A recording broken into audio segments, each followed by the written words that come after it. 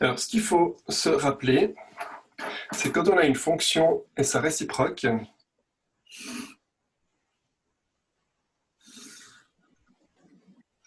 les graphes, ils sont symétriques par rapport à l'axe, par rapport à la diagonale en fait. D'accord? Donc si j'ai une fonction et sa réciproque,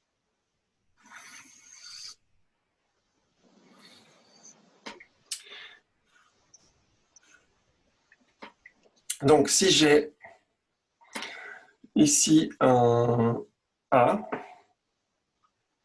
donc ça c'est F, puis ça c'est G, et bien ici j'aurai la valeur F de A. D'accord? Et puis maintenant, si je regarde le point qui correspond de l'autre côté, qui est symétrique,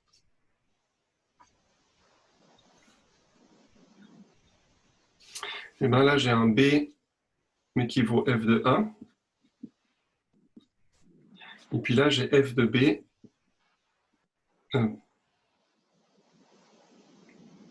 j'ai G de B, pardon, qui est égal à 1. J'ai en fait, je vais faire des couleurs, j'ai cette distance-là qui doit être égale à cette distance-là. Et puis en vert, j'ai cette distance-là qui doit être égale à cette distance-là. Est-ce que vous êtes d'accord avec ça? Oui.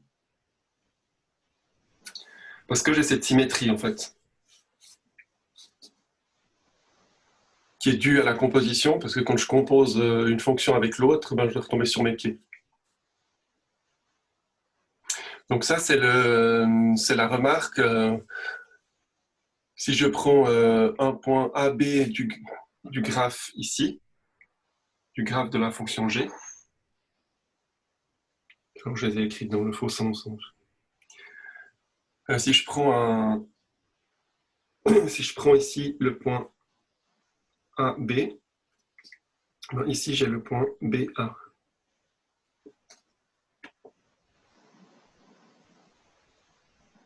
Ah, donc c'était D'accord? sous-entendu qu'on ait le point AB puis le point BA. J'ai pas compris votre question. C'était sous-entendu qui est le point AB puis ensuite le point BA. Alors, Parce si que j'ai le moi, point AB qui est sur le graphe de F, j'aurai le point BA qui est sur le graphe de G, par ah symétrie, d'accord, d'accord. avec la relation que G de B est égal à A et puis F de A est égal à B. Ah d'accord, c'est bon, j'ai compris alors. Alors, par rapport à la preuve, je crois que j'ai inversé petit a et petit b. Hein. Si je veux faire, si je veux faire comme sur la preuve, il faut que j'inverse mes deux fonctions là. Il faut que je mette f ici et g ici, et puis du coup, j'ai f et j'ai g.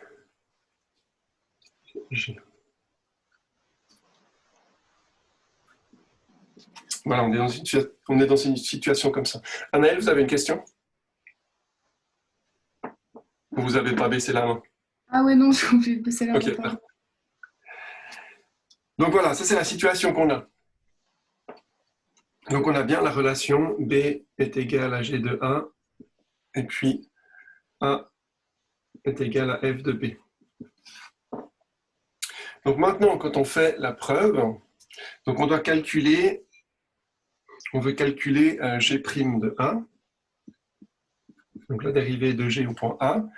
On fait les accroissements finis. Alors là, les accroissements finis, j'utilise pas la version avec le H, mais la version avec X moins A.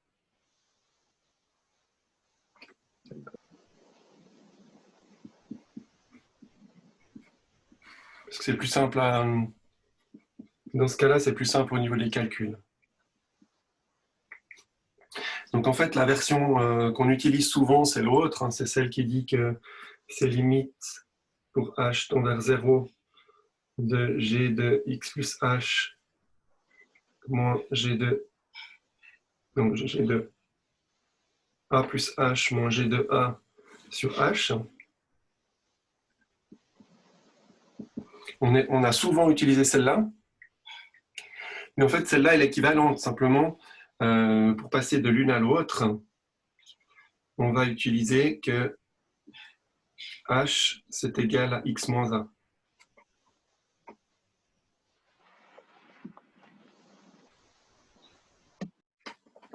Donc ça veut dire, si je regarde ici sur mon graphique, qu'est-ce que je fais? Je prends un point qui est ici. Et puis, la valeur h, c'est ça. Donc on fait tendre h vers ce point-là. Et puis là, simplement, je prends x et puis je fais tendre x vers a. Vous voyez la relation entre les deux? Oui, c'est tout bon. OK. Donc voilà. Donc maintenant, ici, ce que je vais faire maintenant, c'est que je vais utiliser ma relation qui est ici. Donc je sais que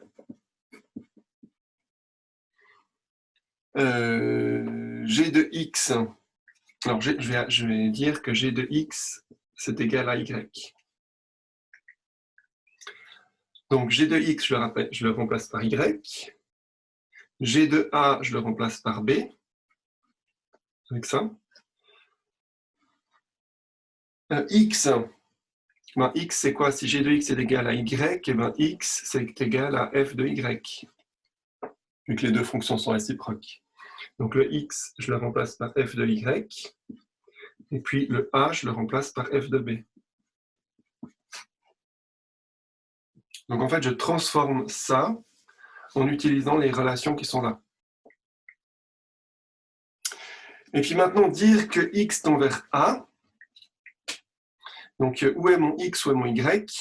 Et bien en fait, si j'ai mon x qui est ici, mon y, il est là.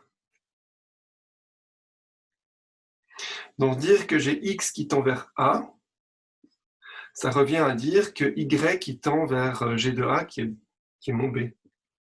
Donc au lieu de faire tendre x vers a, je fais tendre y vers b.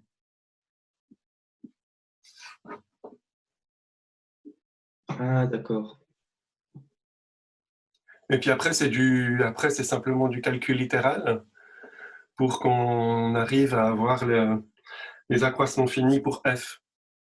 Donc le y moins b, je le passe dessous. Donc ça fait limite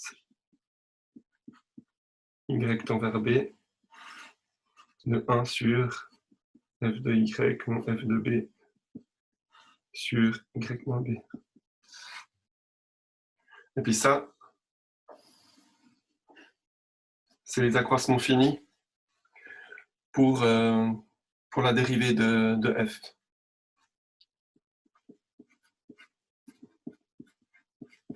Au point B. Et puis B, c'est G de... Et puis B, c'est G de A. Il y a une faute de frappe. À la fin, il faut mettre G de A et pas G de X.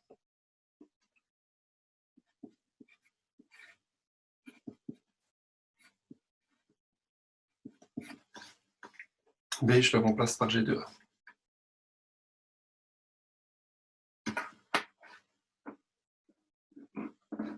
Du coup, j'ai prouvé que G' de A, c'est 1 sur F' de G de A.